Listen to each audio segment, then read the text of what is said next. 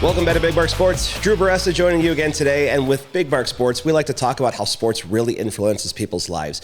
And not only that, but as they move into adulthood and the business world and how sports can affect business as well. And today, our guest has actually made business from sports. Join me today, Bill Schultz. Bill, thanks for joining us. Hey, thanks for having me. Good to be here. All right, so we'll get into your business part of this a little bit later, but Sure. I want to start off. Let's go back. Okay. Let's go back to young Bill. How did young Bill come into the sports world, and what was like your passion to start? Sure. Really good question. So, yeah, I grew up in a very small town in Wisconsin called Saukville, Wisconsin. And, growing up in a small community like that, a lot of my friends would obviously play sports. And, we played baseball together, played football together and all the things. And, I really took a liking to the sport of football. And so, part of my history, being a smaller framed football player, a lot of people say, wow, you played football?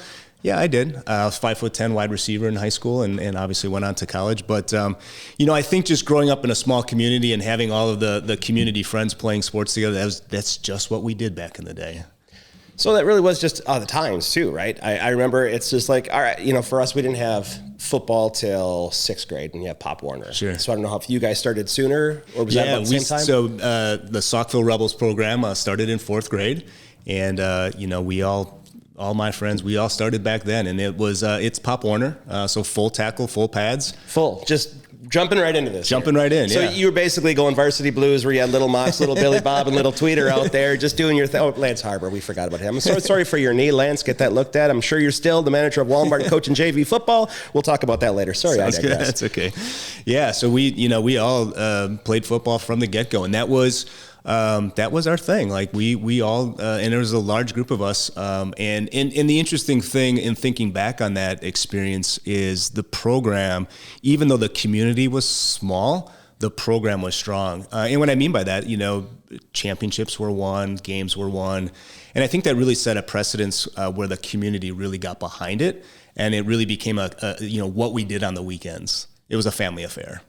That's kind of cool. And I love that, like, when you see like a whole community come together like that. And it does happen in bigger cities occasionally, but there you don't have that. You have a team or a school inside of a larger community where the smaller communities we're doing this. Yeah, absolutely. Now, granted, this was, for me, 3 decades ago, right? So I'm aging myself here a little bit. And I think times have changed, certainly in that regard, in how youth sports are focused, and there's this little bit more of a attention to student athletes specializing, right? And so I think some of that kind of takes away from the spirit of youth sports. But my experience, my entire adolescence, my walls were plastered by the sport of football. In that, we ate and drank football, and that's sort of how I got my start in the sport. Was there any other sports that you played at all? I ran track. Yeah. Okay, well, I'm sure you did quite well. Was there anything you did maybe not so good? Yeah, I tried basketball. I love the sport of basketball. In fact, my middle child Spencer is a high school basketball player, and he excels at it way better than I ever could have hoped to play in that sport. And I did try baseball as well. Couldn't hit the curveball, right? So definitely my specialization ended up being track and field. I was a pretty decent sprinter, pretty decent long jumper, and then the sport of football as well. Not being able to hit the curveball isn't the worst thing in the world. Pedro Serrano made a career of it. Yeah, right. So that was good. Although he did end up in the minors at the end there, if you ever saw Major League 3. Of course, yeah. I got to go to the taping of that. Oh, nice, yeah. I was going to school in Minneapolis when they were shooting at the Metrodome. Okay. And we're watching this, not knowing anything about it, and we're trying to figure out, like, who's out there. And we're like, why is Scott Bakula here? Like, what is it was Scott Bakula and, my gosh, the neighbor on Married with Children, Darcy. Yeah. Jefferson Darcy. We're like, okay, this will be fun. So the reason why I was asking that is because your accolades with football and track were good, and I like to humanize people and make me feel a little bit better when there's a sport you can't do so well, because pretty much every sport I can't do well. Oh, okay. Well, I'm sure there's, have you ever tried pickleball? Have you ever tried, some of the more obscure? I love pickleball. Pickleball's amazing sport. Pickleball's tremendous. It's basically, if you don't know, I know it's a lot of communities have done that. Like by us, we our tennis courts now with pickleball painted on there, and it's basically like, for in our area, it's more like, let's have the old people still older people play. And by the way, I'm including myself as old people these days. But it's basically like if you wanted to play ping pong but stand on the table. That's a really good analogy. True story. My wife and I met each other in high school in Fayette playing pickleball. So I hold that particular sport very close to my heart. And if there's ever a pickup game of pickleball in our community, you can pretty rest assured I'll be the first in line to sign up to play. Do you have the proper attire? I do have the short shorts. And the socks? And the full up over the calves, of course. That's right. You basically need those Jackie Moon socks that come up all the way if you like semi-pro. Yeah. Obviously, I'm referencing a crap load of movies so Google here, pickleball if those of you that are listening have never heard of the sport. It's a good one. It is fantastic. So let's now move into your, in high school and all, and into college. Sure. So you ran track and played football in both of those, correct? Yeah, and I'll be honest, track and field, I really use that to stay in shape, maintain some speed for football. It was something to do in the spring and summer. And growing up, went to Port Washington High School here in Wisconsin. We ran a wing T offense, so I was that wing back.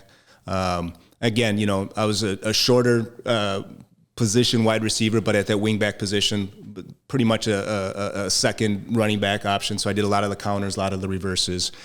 It's interesting, when I look back my senior year, I want to say maybe I caught 12 passes the entire season, but yet was, first team all conference wide receiver and things of that nature. But I ran the ball probably more than I caught the ball. And, a lot of that was just, by design based on what we ran at Port. It's nice when you get up there and they're like base 2 jet 46. You're like, okay, this sounds great. And you hear those numbers. And what's fun was, having coached wing T for years, when we played against a team that was playing wing T and they just start yelling out numbers, we're like, well, dude, we know what that is. Like, it's all the same. What are you doing? Yeah. Well, and it is interesting. And I think that, when you play any sport, and you're defending an offense, you're like, oh wait, I know exactly what they're doing. And it really just comes down to execution, right? Hey, look, you know what we're doing, but we're still coming at you. Yeah. So in Blue Chips, remember the movie Blue Chips with Nick Nolte? He had such a great line. They're going up against Indiana and Bobby Knight, and for some reason, Bobby Hurley was on that team. Yeah. Still, Calvert Chaney and Bobby Hurley leading the Indiana Hoosiers. Yeah, interesting little multiverse they had going on there. But he actually said, he goes, "You want me to go over to Bobby Knight and tell him exactly what we're going to do? Because it's not what you do, damn it, it's how you do it." And I thought that was such a great line. Yeah, and that's a lesson in life, right? It's showing up every day and going to work, and it really doesn't matter if the opposing team knows what you're going to do. Do it better. Just do it better than them. That's exactly how it should be. And then, all right, so now into college, you went to Ripon. I did. Yep. So I'm guessing they didn't run the wing T there? We didn't know wing T, so which was obviously one of the reasons why I went there. So they ran a pro style offense. Their high school, by the way, did run a tremendous wing T. That was under they did when Gordy Gillespie was assisting there. And actually Gordy Gillespie at the time was the head baseball coach at Ripon College when I was there. Boy, I could talk for hours about that personality and the influence that he had on my life, and I'm sure on the lives of the many baseball players as well as the Ripon high school football team. But yeah, so the wing T that Ripon ran was Ripon High School ran was tremendously successful. But at Ripon College, we ran a pro-style offense. We had some really amazing quarterbacks that were on the roster the 4 years that I was there, and it was pretty much 50-50. We ran the ball 50% of the time and threw it 50% of the time. And actually, a lot of people would argue maybe my junior and senior year that way it was probably a 60-40. Where we threw the ball a little bit more, but yeah, Ripon College was really a natural choice for me. A lot of temptations, coming out of high school with college recruiting, with colleges recruiting me and things like that, and there were a lot of people like, "Wow, you're going to Ripon," and Ripon really became just where I felt at home. It's a small community, and it's one of those decisions in your life where when I look back on it, it's, do you want to be a big fish in a small pond or a small fish in a big pond? And so, I chose Ripon College for all the right reasons, and we had a lot of fun and a lot of success. See, I kind of was thinking the same thing coming out of college, right? And I decided I wanted to be a salmon in a stream full of just bears. And it was not successful for me. It was a bold choice, but it didn't work out. So in running track and all this, sure.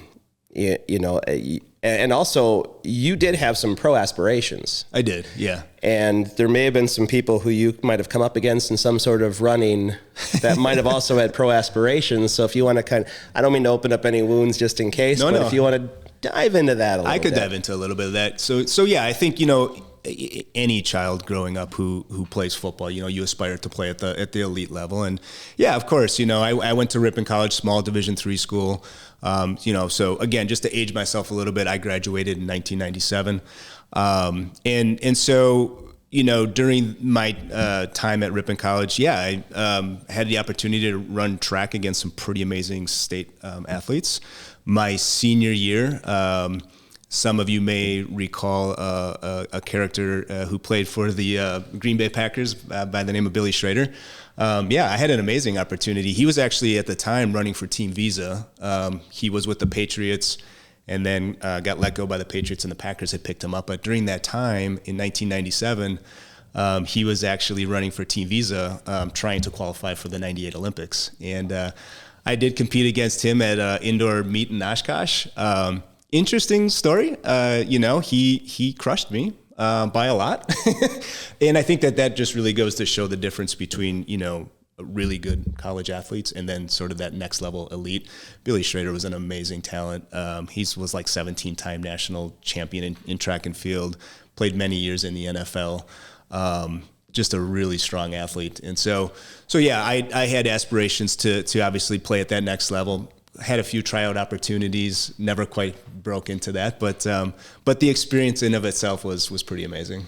And that's what this is kind of all about, is how the sports experience leads into the rest and what you learn from it. Yeah. Because it's not just about winning, and learning how to win properly, but people have to learn to lose properly and how to react to it, right? Because it's not about necessarily what you do, it's how you do what you do after that. Yeah, and that's a really good point. And I've really prided myself. I think in general, all of us have talent and abilities that you can apply in many different aspects, and certainly, I think that my speed and my ability to catch a football were certainly things that were given to me, and then what I did with it is sort of how I was able to have some success in football. But what I realized pretty early on is that it's the work ethic and it's the hard work that you put in during the unseen hours that matters the most in how you compete and how you perform on Saturdays. And that's something that I try to teach my kids and people that ask me questions about, what it takes to be successful. And, what a lot of people see is, that person is successful and, because they got that job or because they have that position with this company. What a lot of people don't maybe realize is that what they did to get to that point. And I would say the same is true with my experience in athletics is, how many hours was I in the gym working out? How many hours was I in front of that jugs machine catching 100 footballs? A lot of those things that are done behind the scenes that not necessarily the average person sees when you're just performing on Saturdays. And that's all the work you put in going into sports and all that stuff. So what is the work you're putting in now? Yeah, so it's been quite rewarding. So I'm a small business owner. I have been for the past 12 years. And the consulting business that I run, we primarily do lead generation websites for small businesses. I also personally help colleges and universities implement enterprise software. Right before the pandemic hit, though, we were introduced to this opportunity to drink a product called Ketones. Didn't even know what it was, to be honest with you. And my wife and I were like, sure, we'll try anything once. And I could spend a lot of time sort of educating on what exactly it is to drink ketones. But we started our independent distributorship of promoting a ketone drink. It's a product that puts your body into ketosis. For a lot of people who are, maybe familiar with the keto diet, this drink actually just does that for you without having to do the diet. And, so we have been sharing our experience, our journey with what this product has done for us personally from a health and wellness perspective, and sharing that journey with pretty much everybody that we come in touch with, because we're very passionate about it, and we feel like there's everybody needs to be in ketosis. Google the benefits of being in ketosis and you'll understand why. And it's just how you get there, right? So do you want to do a diet? Do you want to maybe fast and get the benefits of your body creating ketones for you? Or do you just want to do a simple drink? And so I tend to want to push the easy button. I'll do all the hard work on educating people on what it is, but then the easy part is all you have to do is drink it. There's nothing else to it. Just that. Now, you still probably have a pretty decent diet, though, so, right? Like with anything. Yeah. So to start with, you will put your body into the state of ketosis by simply drinking it. There's sort of a good, better, best, right? Just like anything in life. If you just did the drink, first of all, you're going to feel like you're cognitively, it's a brain feel, right? So your body is used to probably running off of carbs and sugar. Your body can actually just run off ketones. You don't need the glucose. And so this drink puts you in that mental state. And then from that point, everything sort of builds from that. What we find, though, is that sort of the good, better, best model is that as people get themselves keto adapted by putting their body into the state of ketosis, they have more energy. And what comes with more energy is you start to add more movement to your day. Being a former athlete, I'll be honest with you, 2 years ago, I was just a fat, tired dad, right? Now that I'm putting myself into this physical state, I have more energy. I find that we're doing more workouts. We are taking those 3-mile walks together as a family. We are getting in the gym and doing some of the things that I did 20 years ago, right? Which has been rejuvenating because now I feel like I'm a 27-year-old because of the fact that I have the energy to do that. And then from a diet perspective, yeah, ketones sort of satiate you. So you don't feel as hungry. And so therefore you don't have to eat. You know, some people say, well, geez, you should have 6 meals a day, 3 meals and 3 snacks. Well, really? I mean, do you really need that many calories to get through your day? Or are you just doing that and still getting to the end of the day and feeling tired and just want to lay on the couch and watch TV? I don't. And so when you put your body in ketosis, what we've realized is that you don't really crave the carbohydrates. And so therefore you tend to eat less carbs. And as a result of that, since your body doesn't need the carbs for energy, you still have the energy from the ketones. And so it's a real educational process that we talk people through on how to really take advantage of the drink. You don't have to do the diet, but I would say as you sort of become keto adapted, you do tend to eat less carbs, which would maybe translate to being like, oh, I'm on the keto diet. Probably not. Hey, look, I still, just the other day, I went to a fast food restaurant. I went to Culver's. Well, we are in Wisconsin. I think you kind of have to by law. And, look, I just get the burger without the bun.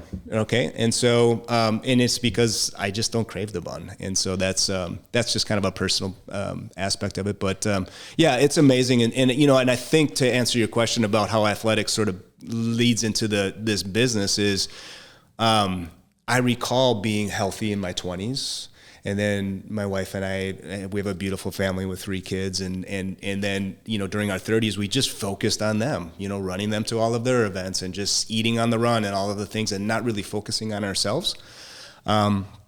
We were introduced to this product by friends of ours who we met at Ripon College, who happened to be 20 years younger than us. And we kind of thought to ourselves, wow, like, they're in their 20s, we're in our 40s, like, let's just give it a try.